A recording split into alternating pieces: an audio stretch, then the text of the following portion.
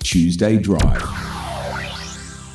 I got involved, obviously, 25 years ago.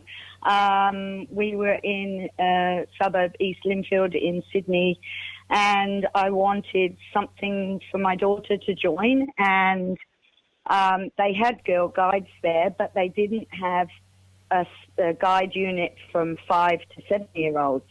So I was told, if you would like your daughter to join Guides, you need to become a leader. And I think it took about 3 days, and I thought, yes, I'm going to become a leader, did my training, opened up a unit there, and I've been guiding ever since. Now, was this something that you had done before? No, I wasn't even a girl guide. As a child, I didn't know anything about it. I had no idea. It was just...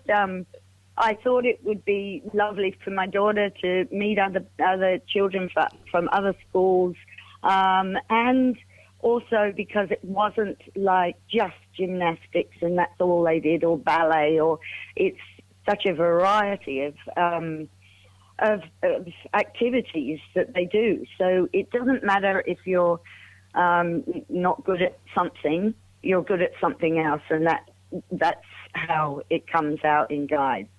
Now, as I mentioned before, you're involved with the North Nowra Girl Guides. What brought you from Sydney down to the South Coast? Okay, a lifestyle change, and it was the right timing for our children school-wise. So my husband actually retired, and we packed up and moved down to Jasper's Brush in 2002, and I was interested, of course, because being a guide leader of doing guides down here, and I knew in Berry that there were no guides.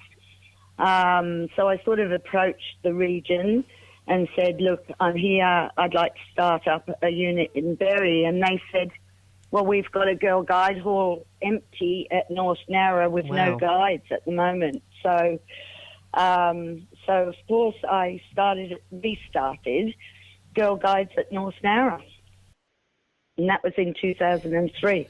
So you effectively started with absolutely no girl guides at all. So yes.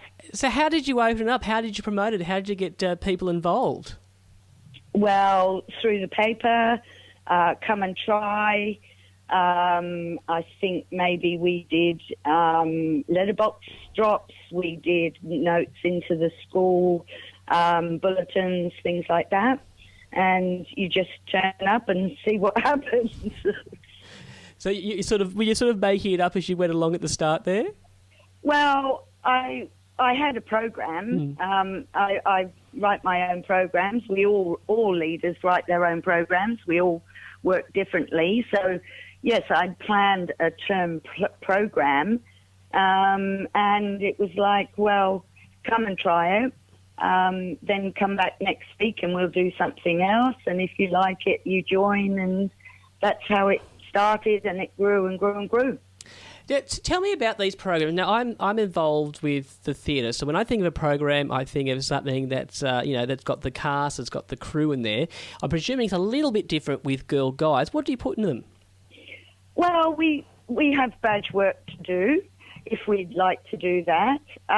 We have a great variety of activities.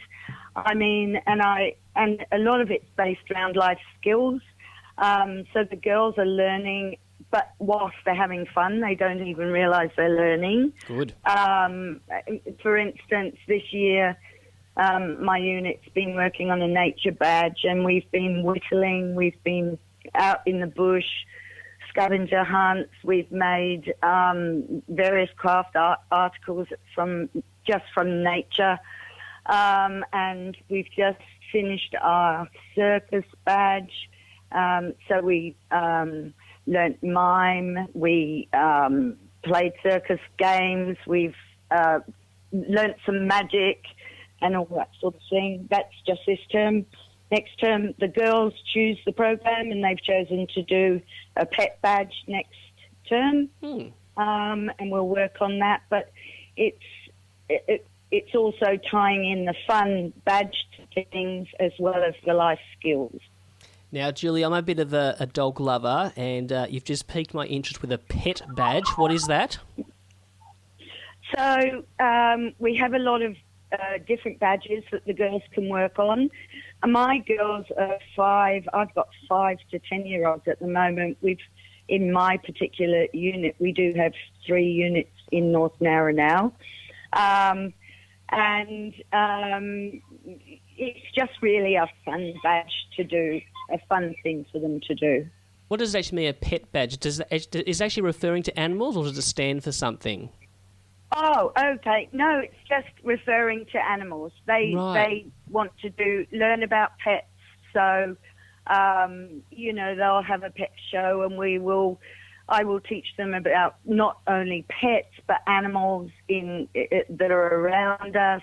That the cost of having your own pet, your responsibilities of having your own pet.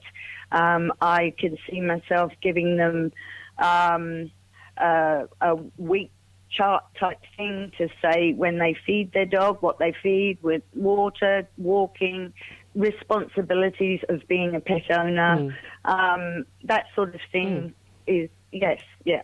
So very valuable skills indeed by the sounds of it. Well, and I try to encompass everything. So we'll talk about the guide dogs for the blind. We'll talk about RSPCA, rescue shelters, vets. I might even try and get someone from a vet to come and talk to us. And then I will also talk about the native animals that we've got around and the various organisations that are around that we could actually do some service for, because service is very much an important part of our program too. Now, where is the North Nowra Girl Guides located, for those that don't know? Rock Hill Road, North Nowra, which is actually going down to the Shoalhaven Zoo.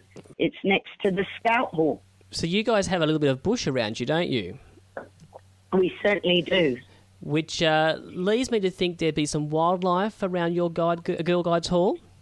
Absolutely. We have a mob of kangaroos up there, and the big male is taller than me when he stands up. So, yes, he can be quite intimidating. So I've been trying to, and I'm obviously doing a very poor job of this, I've been trying to slide the conversation towards your nickname, Julie, which I believe is Wombat. Yes. What's the story there? The story is, when I first started, way back 25 years ago, I was a registered wildlife carer for wires, and my speciality, even though I was living in the city, was kangaroos and wombats. I used to take them from 6 bottles up until 2 bottles, where they moved on to a bigger property and then soft released. And when I started the unit, I actually had a Joey wombat living in my laundry. And of course the girls all wanted to come and see, and I wanted to show it to the girls, and that's how my name came about, Wombat. I think it's a beautiful story. Look, Julia, congratulations on 25 years, and I guess another 25 years to go. Oh, look. I don't know about that, but I'll keep going, because I absolutely love it. Oh, excuse the magpies in the background. It's beautiful. They're waiting for me to feed them. I just love the organisation. I think it's wonderful for young girls these days, especially. There's so much going on for the girls in their lives, and it's somewhere where they can come, be safe, and be challenged, discover different talents, and have fun, meet new friends. This is Tuesday Drive.